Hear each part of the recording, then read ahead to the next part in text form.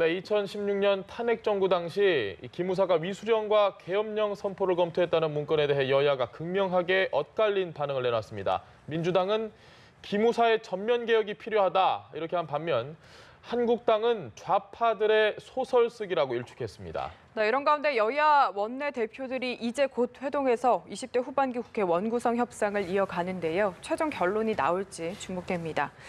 김광덕 전 한국일보 정치부장, 김홍국 경기대 겸임교수와 함께 정치권 이슈들 짚어보겠습니다. 안녕하십니까? 네, 안녕하십니까? 오셨습니까? 지금 여야 원내대표 회동이 이제 곧 시작이 될 것 같은데요. 네. 저희가 이야기를 하다가 바로 국회로 넘어가서 보여줄 수도 있고 일단 원내 회동이 시작이 되면 국회 원구성 협상이 좀 어떻게 오늘은 좀 될 거라고 보십니까? 바로 되기는 쉽진 않을 것 같고요. 예. 왜냐하면 지금 여당과 제1야당의 입장이 첨예하게 맞물리고 있습니다. 서로 이제 운영위와 법사위, 특히 중요한 곳 아니겠습니까? 예. 이 두 상임위를 놓고 치열하게 서로 경쟁을 하고 있고 일단 뭐 국회의장단은 거의 뭐 정해질 것 같습니다. 네. 국회의장과 부의장은 서로 여당과 야당들이 서로 일정하게 몫을 나누는 방식이 될 거고요. 반면에 현재 여당과 야당의 입장은 서로 다릅니다. 여당의 입장에서는 운영위와 법사위를 사실은 다 가져오겠다라고 공언을 하고 있습니다. 왜냐하면 운영위 같은 경우는 국회 운영 전반에 관련될 뿐더러 청와대가 또 대상 아니겠습니까?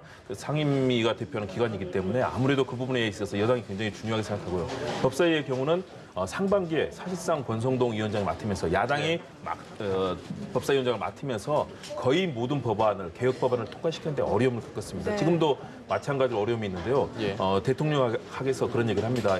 집권 1년기에는 법안을 통과시키는데 총력을 기울여야 됩니다. 입법 수가 많아야 되거든요. 그런데 사실상 야당이 법사위원장을 맡으면서 입법을 하는데 굉장히 실패했습니다. 이것은 문재인 정부의 성공을 위해서는 굉장히 바람직하지 않다. 아마 여당은 법사위를 어떻게든 가져오려고 관철하려고 노력을 할 겁니다. 그래야 올해부터 정말 2년 차부터 대통령의 성과를 만들어낼 수 있는 그런 기반이 되거든요. 그렇기 때문에 법사위를 가져오려고 할 텐데요. 반면 야당의 입장은 법사위도 지키고 싶고 또 운영위도 가지고 싶은 양쪽의 입장이 서로 엇갈립니다. 그리고 평화정의의 모임이나 바른미래당의 경우는 일정한 원하는 이제 상임위를 가져갈 것으로 보이는데요. 이 부분을 놓고 오늘 내일 사이 저는 막판 치열한 힘겨루기를 할 거다. 오늘 바로 결론을 내리기에는 지금 상황은 서로 간의 입장 차이가 완전히 좁혀지지 않았거든요. 오늘 아마 치열한 협상을 하고요. 만일의 경우 뭐 서로의 입장이 잘 맞는다면 오늘도 뭐 가능하겠지만 이 두 핵심 상임위를 둘러싼 여야의 경쟁은 아주 치열할 것으로 보입니다. 저희가 원래 그 화면을 보여드릴 때 여야 원내대표들이 모여 있는 모습을 보여드렸는데 지금 저희 스튜디오에서는 볼 수 있습니다. 비공개로 돼서 이게 일단 모든 기자들이 다 빠져나왔거든요. 그러니까 뭐 모두 발언이나 이런 거 전혀 공개하지 않는 걸로 봐서 아직까지 할 이야기가 산더미인 것 같습니다. 네, 그렇죠. 이제 지금까지 원내 대표가 만난 뒤에 원내 수석 부대표가 이제 여러 가지 협상을 해왔는데 이제 다시 원내 대표가 해서 이제 매듭을 지어가는 단계로 되는데 아마 원내 대표가 만나서 오늘 당장 되기는 어렵고요.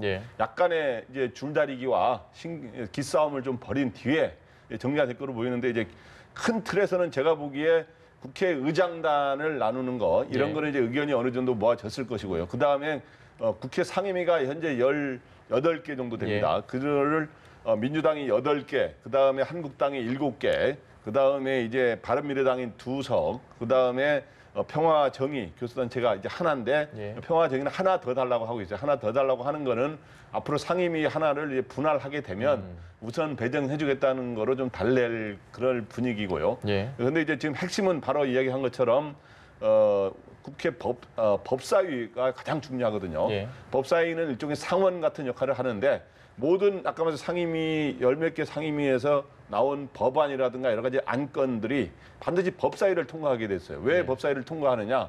그거는 법사위에서 법 조문상에 문제가 없느냐를 보기 위해서 원래 그런 취지에서 이렇게 만든 건데 그러다 보면 거기서 이것저것 또 다 다루게 되거든요. 그래서 법사위에서 시간을 끌어버리면 사실은 입법이 잘 안 돼요. 그래서 여당 입장에서는 반드시 그러니까 일종의 이 본회의로 가는 길목이거든요. 그렇기 때문에 여당 입장에서는 여러 가지 개혁과 민생 법안들을 이제 임기 초반에 해야 되는 입장에서 꼭 필요한 것이고 야당 입장에서는 그 여러 가지 행정권이라든가 여러 가지 국회 다수 의석을 차지하는 여당이 많은 권한을 갖고 있으니까 여기서라도 저지선을 펼 수 있도록 해야 된다 그래서 야당이 맡아왔는데 아주 과거에는 사실 법사위를 여당이 주로 맡아왔어요. 그런데 최근 들어서는 야당이 많이 맡아오면서 견제 역할을 해왔는데 지금 단계에서는 민주당 입장에서는 우리가 이제 법안도 통과시키면서 뭔가 개혁을 국회 내에서도 이제 해야 된다라고 하는 입장이기 때문에 서로 굉장히 이렇게 서로 맞서고 있습니다. 그래서 이거는 조금 더 지켜봐야 되는데 야당들은 한국당으로 가는 쪽이 가능성이 더 높지 않느냐. 야당이 최근에 맡아왔으니까 뭐 이런 거 해서 조금 지켜봐야 될 것 같고 사실은 운영위도 굉장히 중요합니다. 운영위는 국회 전반의 어떤 운영에 대한 의사 결정을 하는 데고 또 이 상임위 차원에서 청와대를 여러 가지 견제할 수 있는. 청와대 업무를 맡고 있어요. 예. 청와대를 여러 가지 청와대 비서실을 불러가지고 지금 질의를 하거나 할 때는 운영위가 하거든요. 바로 그런 점에서 운영위도 굉장히 중요한데 어떻든 민주당과 한국당이 운영위를 가져가고 한쪽은 법사위를 가져가고 이렇게 될 가능성이 지금 굉장히 높은 부장님 상황. 예상은 어떠십니까? 어디서 법사위를 가져가고 어디서 운영위를 가져가고? 최근에 제3당인 바른미래당의 김관영 원내대표가 예.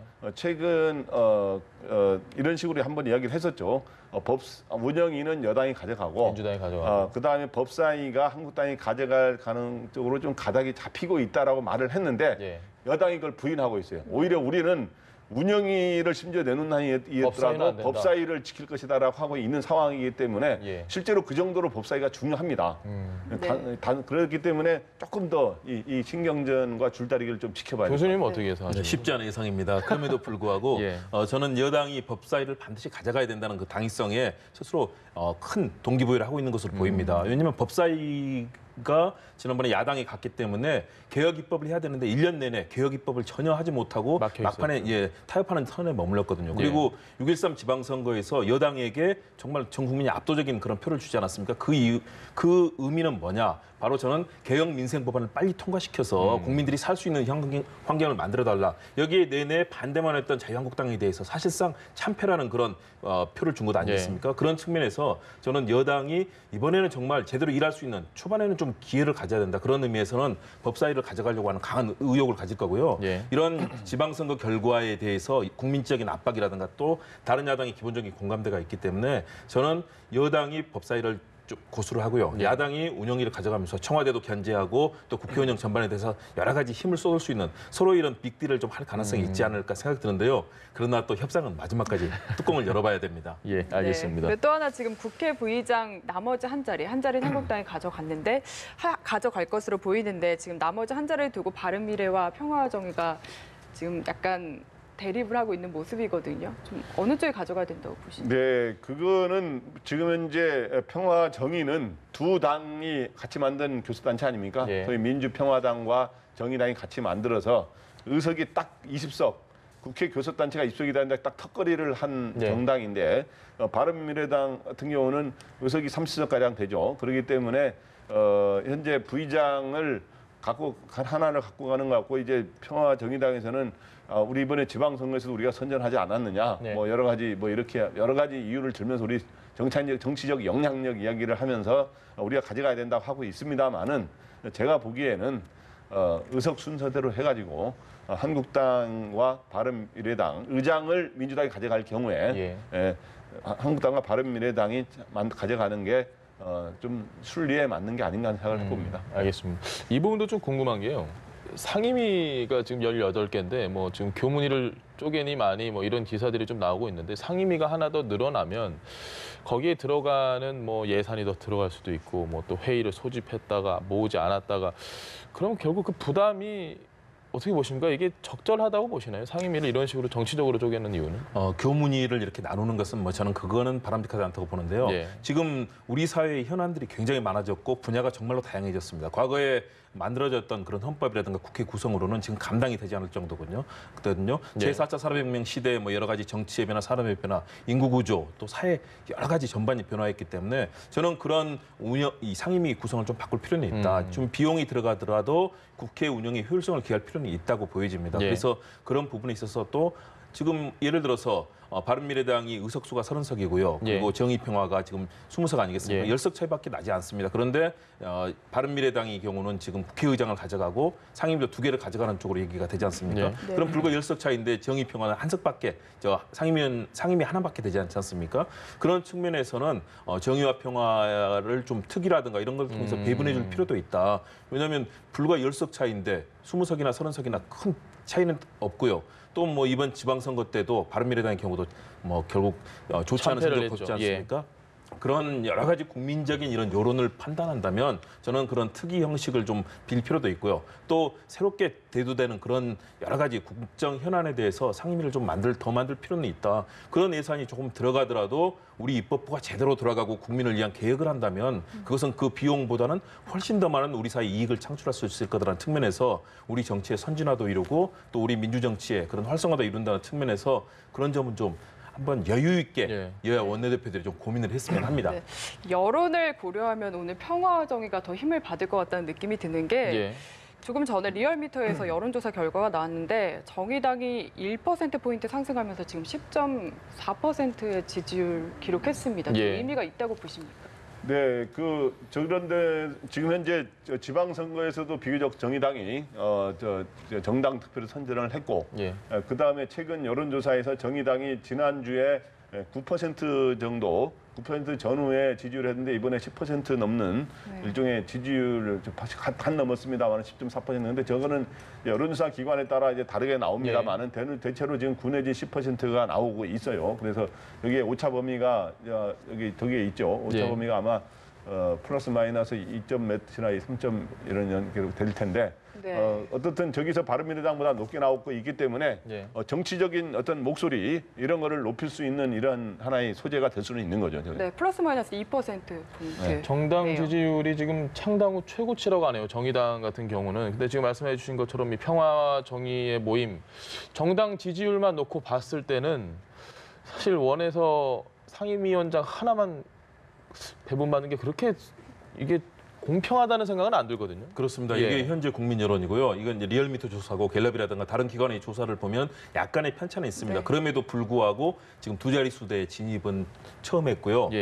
사실은 그동안에 뭐 5 내지 6%대에서 대개 지지율이 오가다가 지금 이 정도까지 올라간 것은 국민들이 뭔가 지금 개혁에 대해서 뭔가 지금 시대가 그런 흐름으로 가야 되는 것 아니냐라는 그런 얘기를 하고 있고요. 또 꾸준하고 일관된 정책을 펼쳐왔던 것, 그리고 당내 분란이 별로 없지 않습니까? 다른 정당은 내부 계파 싸움에 뭐 분파 싸움 여러 가지가 있지만 그런 측면에서 국민적인 신뢰를 갖고 있는 것으로 보이는데요. 저런 측면을 저는 분명히 반영할 필요는 있다고 봅니다. 그러나 지지율이라는 것은 또 큰 흐름으로 봐야 되고 단순하게 이번 여론조사에서 좀 올랐다고 해서 전체 국민의 지지를 받는 건 아니거든요. 일단 입법부의 구성, 그 국회 의석의 숫자도 상당히 중요합니다. 그리고 최근의 선거 또 결과도 중요하고요. 이러한 전반적인 지표가 아무래도 정치 상황에 반영될 수 있도록 하는 것이 국민의 뜻을 받드는 정치라는 측면에서 저는 충분히 그것은 공감할 수 있다. 그렇기 때문에 조금 전에 말씀드린 것처럼 과감하게 이런 지지율을 반영해서 예를 들어서 바른미래당이 국회의장도 국회 부의장 자리도 양보할 수도 있는 것 아니겠습니까? 그런 상상력 있는 정치를 펼치는 게 좀 필요하다고 보고요. 그러나 지금의 협상 상황에서는 좀 아무래도 국회 부의장 자리는 바른미래당 쪽에 가능성이 크다고 본다면 상임위를 좀 도리어 바른미래당이 한 석이고 평화정의가 두 개의 상임위를 가져갈 수도 있는 것 아니겠습니까? 그런 국민적인 여론을 바로바로 반영하면서 국회가 변화하는 모습을 보일 때 국민들도 국회가 하는 일에 박수를 보낼 거다. 지난 전반기에 어떠했습니까? 뭐 입법은 하나도 되지 않고 발목 잡기에 국회의원들 뭐 특활비 문제 뭐 여러 가지 국민들의 비난을 샀지 않습니까? 국회가 정말로 국민들의 뜻을 받들어서 변화하는 모습을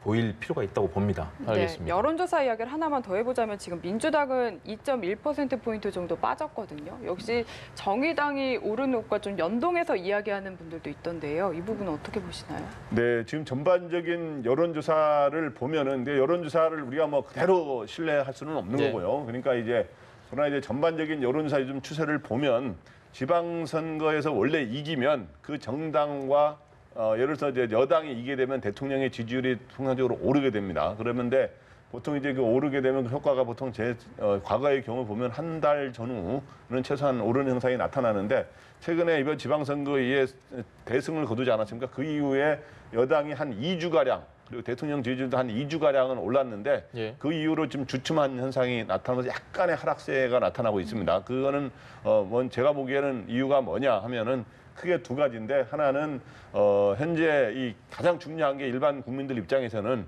이제 이번에 지방선거에서 이제 몰아줬으니까 경제적인 여러 가지의 지표가 좋게 나오고 그다음에 일자리 지표가 좋게 나와야 바로 민생으로 연결되는 거 아닙니까? 바로 그런 점에서 그런 게 이제 국민들의 기대 수준에 좀 못 미치는 측면이 있는 것이고 또 하나는 현재 남북 관계의 어떤 개선과 그리고 여러 가지 북한의 비핵화에 대한 여러 기대들이 올해 지방선거 전까지는 그게 굉장히 있었는데 그게 이제 지방선거 이후에 현재 뚜렷하게 진전된 조짐이 나타나지 않고 있기 때문에 그런 건데 그러다 보니까 민주당이 약간 주춤하거나 약간 하락하는 모습을 보이는데 그것들이 다른 데로 보수 야당으로 가지 않고 예. 보수 야당은 지금 여러 가지 당의 분열이라든가 이런 것들을 국민들한테 또 실망을 주는 게 있지 않습니까? 그러다 보니까 그러한 게 정의당으로 일부 이전하는 그런 거로 이제 전문가들은 그렇게 해석하는 경우가 많습니다. 알겠습니다. 좀 머리 아픈 자유한국당 내부 상황을 좀 들여다봐야 될 것 같습니다. 비대위원장의 뭐 이국종 교수를 한번 좀 해볼까 하다가 이 역시도 고사되고 여러 가지 지금 한국당은 글쎄요, 이게 좀 어려운 상황입니다. 현재까지는. 그렇습니다. 질이 멸렬이다라는 표현이 적합할 정도로 예. 지금 어렵습니다.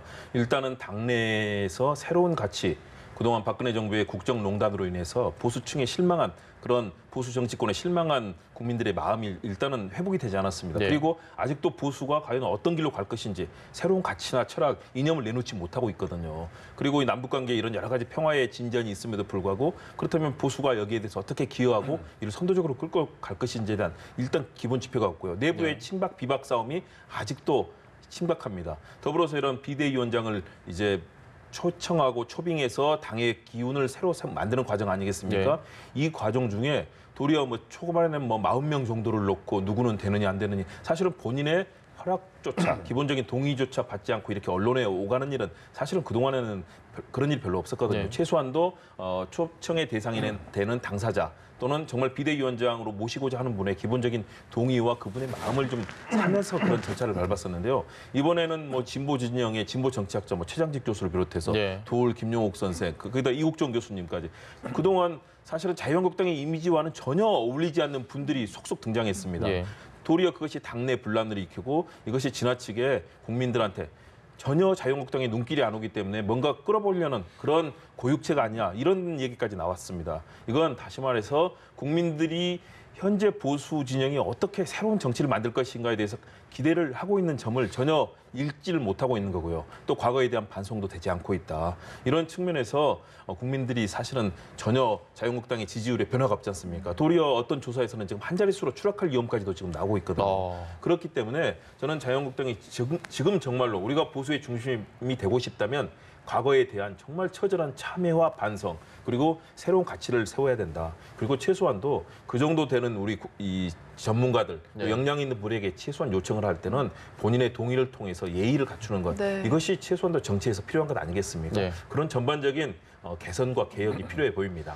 제1야당으로 지방선거에서 참패를 해서 내부 수습을 해야 되는데 여당하고도 싸워야 되는 이 와중에 또 다른 야당, 바른미래당과도 계속해서 싸우고 있습니다. 이 상황을 어떻게 보십니까? 네, 그래서 그 내부적으로도 이제 내분이 가장 큰 저는 한국당의 위기에 지금 가장 현재로서는 제대로 반성하지 못하고 그다음에 내부 싸움을 벌이는 게 가장 큰 직접적인 요인이라고 봅니다. 그런데 이제 또 같은 야당끼리 주도권 경쟁을 하는 그래야 되는 상황이어서 그 점에 대해서도 이제 그렇고 많이 전선이 형성되고 있는데 예를 들어서 이국종 교수 영입을 시도했던 이걸 갖고 이제 바른미래당은 진짜 정치를 희화화시키는 거다. 오히려 당을 해산하는 게 낫다라고 이렇게 하니까 이제 한국당에서는 또 이제 바른미래당을 겨냥해서 우리는 당을 위해서는 누구든 만날 수 있다. 오히려 가만히 놔둬도 없어질 당 아니냐 바른미래당이 이렇게 해서 반격을 가하는 서로 진짜 이 이전 투구를 벌이고 있는데 지능탕 싸움이죠. 지능탕 싸움 보이고 있는데 이제 그런 모습보다는 진짜 당을 이제 쇄신하려는 걸 보여주려면 이제 시간이 많지 않습니까? 이제 선거 총선까지는 그러니까 이제 차근차근 당 분열을 이제 줄여가면서 하나의 이제 정체성을 확립하고 비전을 제시하는 이런 걸 해야 되는데 지금 저는 이국종 교수 나오는 거 보면서 진짜 이거는 진짜 정치를 희화시키는 거라는 생각은 그는 전 동감합니다. 왜 그러냐면 정치는 스포츠하고도 다르고 의료 이거하고도 다르고 비즈니스하고 다르다는 걸 분명히 해야 됩니다. 그러니까 그래서 스포츠 리더십에서 뭐 히딩크식으로 누구 다 좋은 감독 데려오면 되는 거 아니냐.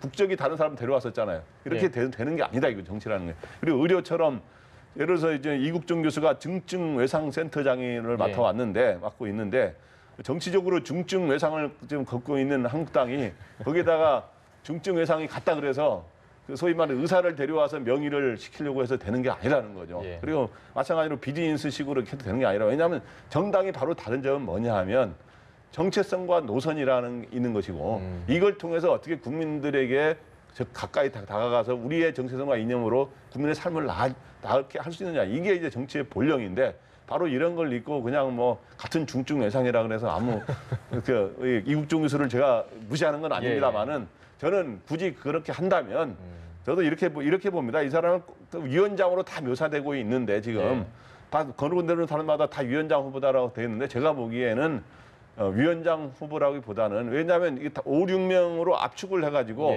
의총회에서 의견을 모아야 되거든요. 그러니까 해볼 마음이 있냐 하면 그거 하겠다 그래서 되는 게 아니거든요. 그러니까 제 말은 비대위원 후보들이 아닌가 하는 생각이 들어요. 비대위원 후보들이고 결국에는 그걸 이제 비대위원장이라고 우리가 표현을 하는 건데 5, 6명 됐는데 본인이 하고 싶다고 만약 했는데 의원들이 거부하면 안 되는 거 아닙니까? 그래서 지금 현재 김성태 원내대표가 만나서 의향을 물어보는 거는 결국에는 근데 비대위원장이 있을 때 비대위원은 여러 분야 사람이 들어갈 수가 있는 거거든요. 왜냐하면 그건 국민의 다양한 의견을 대변하는 차원에서 오히려 그런 차원에서 접근해야 돼요. 어쨌든 제가 보기에 분명한 거는 정체성에 맞는 사람을 데려와야 된다는 거고 계획을 하려면. 그리고 또 하나는 외부에서 이렇게 데려다가 하는 거는 외국 정당 정치가 뿌려내는 선진국에서는 거의 없는 일이거든요. 내부에서 새로운 지도자가 나타나면서 이렇게 새로운 정체성과 노선 이런 걸 제시하고 비전을 제시하면서 과거에 잘못된 퇴행적이거나 낡은 정치들은 자연스럽게 새로운 지도자의 등장과 함께 퇴조해버리는 그런 형식의 어떤 개혁이 이루어져야지 이렇게 외부에서 데려오는 건 바람직하지 않다고 봅니다. 알겠습니다. 네, 그런데 어떻게 보면 이렇게 비대위원장 후보가 줄줄이 거론이 되는 게 거론되는 분들마다 지금 고사를 하고 거절을 하고 있거든요. 그래서 김병준 교수 빼고는 지금 의사가 있는 분이 없어 보이는데 좀 누가 돼야 된다고 보시는지요? 일단 꼭 누가 돼야 된다라고 하기는 좀 어려워 보입니다. 그러나 최소한도 비대위원장을 맡았을 때는 당내 의원들의 전반에 의견들을 통합할 수 있는 최소한도 도덕성과 신뢰 그리고 거기에 대해서 정치력이 있어야 됩니다. 의원들이 뭐 비대위원장이 들어와서 한마디 하는데 그렇기 때문에 과거에는 선거에 임박해서 공천권을 가진 비대위원장이 어떤 얘기를 했을 때 그 얘기가 통하는 거였고요. 지금 같은 경우는 아직도 총선이 뭐 많이 남았지 않습니까? 2년 가까이 남았기 때문에 지금 얘기를 했을 때 뭐 의원들이 얘기를 듣는다 쉽지 않습니다. 최소한도 저는 그런 정치력과 또 최소한 당내 상황을 알아야 됩니다. 전혀 당내 상황을 모르는 분이 들어와서 과거의 다른 방식으로 했던 방식으로 한다고 해서 지금의 자유한국당 더군다나 내부의 분란이 오죽하겠습니까? 더군다나 내부에는 상당수가 아직도 박근혜 정부의 국정농단에 대해서 반성하지 않고 있습니다. 도리어 이를 옹호하거나 뭘 잘못했느냐 하면서 여기에 대해서 대놓고 얘기하는 그런 의원들이 있거든요. 이런 의원들이 있는데 만일의 경우 비대위원장이 들어와서 과거의 친박의 그런 잘못된 국정농단 바꾸겠다라고 했을 때 그분들이 수긍하겠습니까? 저는 그렇다면 이런 부분까지도 다 통합해낼 수 있는 도덕성과 정치력이 있어야 된다. 그런 측면에서 과거에 보수정당의 뿌리를 잘 알고 최소한도 체험한 분 그리고 거기에 대해서 국민들 뿐만 아니라 정치권에서 높은 신뢰와 도덕성에 대해서 평가를 받는 분들. 그렇기 때문에 사실은 김용호 전 국회의장이나 정의화 전 국회의장 같은 분들이 그래도 그런 큰 결함이 없고 나름대로 국회 문화를 발전시키는 데 기여했다고 하는 분들이 이제 후보에 오른 것 아니겠습니까? 예를 들어서 김병준 교수가 열심히 하고 싶다는 마음이 있더라도 아마 지난번 뭐 국무총리 설이 뭐 문제가 여러 가지 논란이 돼서 결국은 뭐 여러 가지 유야무야 되지 않았습니까? 그런 것처럼 아마 자유한국당 내부에서 치열한 논란 끝에 그런 상황이 재현될 것이기 때문에 저는 좋은 정치인 원로를 정말로 잘 모시고 아마 저는 자유한국당 의원 전체가 110명이 넘는 의원들이 전부 무릎 꿇고 가서 그 집 앞에서 사흘이고 나흘이고 정말 석고대지하면서 맡아달라고 전부 정말 눈물로 호소한다면 맡아줄 분이 있을지도 모릅니다. 그런데 지금처럼 당내에서 싸우고 서로 쇼처럼 하는 이런 양식에 대해서 어떤 분이 자기를 희생해서 올 수 있겠습니까? 저는 자유한국당 내부의 절절한 반성과 국민에 대해서 국정농단에서 지금도 반성하지 않고 있거든요. 철저하게 국민의 눈에 각인될 정도로 반성하고 그런 모습을 보여줄 때 자유한국당의 변화가 시작될 수 있다고 봅니다. 약 2주 전에 페이스북 정치 이제 안 하겠다라고 했던 홍준표 전 한국당 대표의 페이스북 이야기를 해보겠습니다. 페이스북에 다시 글이 올라왔습니다. 다시 돌아올 것을 좀 시사한 글로 해석이 되는데요. 그래서 어저께 페이스북 글을 올리면서 지금 현재 일단 미국에 간다 그러면서 연말쯤 되면 나라가 돌아가는 여러 상황을 자기가 판단해서 자기가 그동안 지적한 내용들이 그게 필요하다고 맞다고 한다면 예. 자기가 이제 역할을 하겠다라고 하는 이런 이야기를 했어요. 그 말은 뭐냐 하면 자기가 연말 연초에는 정계 복귀 시도를 해볼 수 있다라고 하는 그런 거를 이제 밝힌 그런 셈인데 예. 저는 그러면서 이제 왜 그럼 이 이야기를 어저께 했을까? 그래서 제가 보기에는 아마 이번에 북한 비핵화 문제가 별로 이제 진전된 결과가 나오지 않았기 때문에 내가 그 전에 그 별로 봐라. 지적하지 않았느냐 하면서 이제 결국에는 경제 문제하고 이제 비핵화 문제를 두 가지를 항상 거론해 오지 않았습니까? 예. 근데 저는 이렇게 생각합니다. 그런 식의 접근을 하는 거는 그 다 국민들이 다 지켜보고 있다 이거죠. 그렇기 때문에 그런 식으로 하는 게 아니라 지금 안보 경제가 그러면은 뭔가 뭐 안 되기를 뭔가 안 될 것 같다라고 이미 예상을 한다든가 기대를 한다든가 이런 거로 비춰질 수가 있거든요. 예. 이럴 때는 진짜 안보와 경제가 진짜 같은 한 우리 국가의 주요 한 축을 이루는 우리 국가가 이제 좌우 두 날개로 날듯이 야당도 국정 협조해야 되지 않습니까? 바로 측면에서 안보와 경제가 이렇게 하면 잘 될 것이다라고 하는 오히려 그런 측면에서 접근을 하면서 국민들 그렇게 똑같은 말을 하더라도 뭐 이게 뭐 연말 되면은 어떻게 좀 제가 말한 대로 되지 않겠습니까라고 하는 말은 그럼 안 되길 바라는 거로 비칠 수가 있거든요. 그러니까 오히려 안보와 경제에 대해서 마지막으로 이렇게 비전 제시를 해야 됐는데 비전 제시를 하면서 이렇게 해서 좀 뭔가 좀 전환을 해서 예. 막 걱정하는 그리고 진짜 국민의 삶을 이렇게 신경을 쓰는 그런 모습을 보이면서 자연스럽게 국민들이 필요로 할 때 그렇게 좀 정치에 여론이 형성될 거 아닙니까? 네. 그런 거를 기대하는 그런 식으로 하는 자세가 바람직하다고 봅니다. 알겠습니다. 네, 근데 내용이 어쨌든 사실 대표였을 때 한국당이 바로 얼마 전에 선거에서 참패하지 않았습니까? 네. 근데 또다시 이렇게 뭔가 페이스북을 통해서 이렇게 계속해서 이야기를 내놓는 모습은 좀 어떻게 보시나요? 일단 홍준표 전 대표 스타일 그대로입니다. 본인이 생각하는 의지 그리고 철학에 대해서는 절대 물러서지 않겠다라는 그런 모습을 보여왔고요. 대표를 물러설 때도 9가지 유형의 자유한국당 내부에 척결해야 될 대상에 대해서 얘기를 하지 않았습니까? 절대 거기에 대해서 자신은 공감할 수 없다는 것이고요. 강제로 물러났다라는 그런 반감이 있는 것이죠. 예. 그렇기 때문에 이번 얘기에서도 그때 했던 것처럼 뭐 모든 것을 사회주의 색깔로 지금 얘기를 하고 있습니다. 헌법도 사회주의 체제, 또 뭐 북중 넘어 사회주의, 좌경 경제, 뭐 다 이런 식으로 지금 해석을 하고 있는데요. 저는 홍준표 전 대표가 그런 기대를 하고 있을 거라고 봅니다. 아무리 어떤 좋은 정부라도 지지율은 하락하게 돼 있거든요. 예. 그렇다면 문재인 정부에서 경제라든가 민생에서 성과를 내지 못하고 또 이런 여러 가지 상황이 어려워질 때는 자유한국당이 다시 이제 움직일 수 있는 기회가 될 거라고 본인은 생각하고 있는 것이거든요. 그런 측면도 분명히 그동안의 정치의 부침을 본다면 가능성은 있습니다. 그러나 지금 국민들이 원하는 정치는 그것은 아니다. 정치인이 한 번 얘기했으면 그를 지키는 신뢰도 있어야 되고요. 예. 최소한도 지금 국민들이 평화와 민주주의에 대한 가치는 확고하지 않습니까? 이런 부분에 대해서 최소한도 인정할 부분은 인정해야 되는데 사실은 모든 것을 색깔로 얘기하고 또 문재인 정부에서 이루고 있는 성공에 대해서도 거의 뭐 평가절하하고 있지 예. 않습니까? 이런 부분은 정말 큰 지도자로서는 좀 안타깝다. 저는 홍준표 대표가 과거에 국회 활동하고 그럴 때 굉장히 승부수도 뛰어나고 뭐 아주 직관력도 뛰어난 카리스마도 정치인. 있었고. 그러니까요. 예. 그런 점은 높이 평가했지만 이런 모습은 좀 지양하고 바꿔내야 더 큰 지도자가 될 수 있지 않을까. 좀 아쉬움을 갖습니다. 알겠습니다. 네, 지금까지 김광덕 전 한국일보 정치부장, 김홍국 경기대 교수와 함께했습니다. 말씀 잘 들었습니다. 네, 고맙습니다.